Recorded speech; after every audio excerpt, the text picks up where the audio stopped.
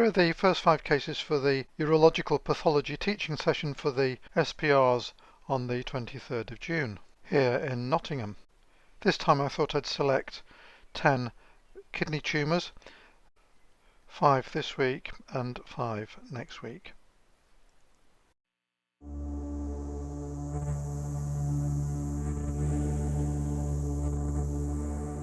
Here is the first case. This is a left-sided kidney tumour from a 58-year-old male who had widespread multiple lymph nodes. The tumour was 7.5 centimetres in diameter and had a white stroke yellow cut surface with areas of necrosis. The clinical presentation is slightly unusual in that the patient is older than normal for these tumours, and I have withheld a very useful piece of clinical information, but the clue is in the first picture of a blood vessel. Have a look at the erythrocytes and their shape.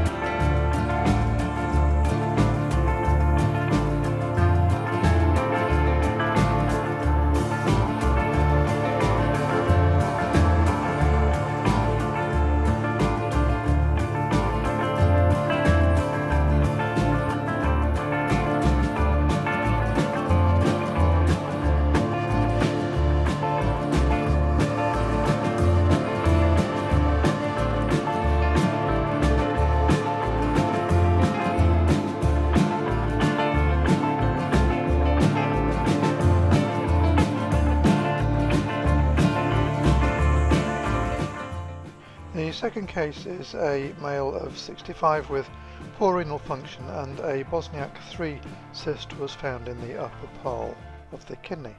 Grossly, there were multiple thin-walled cysts up to 3 centimetres across, creating a bubble wrap appearance.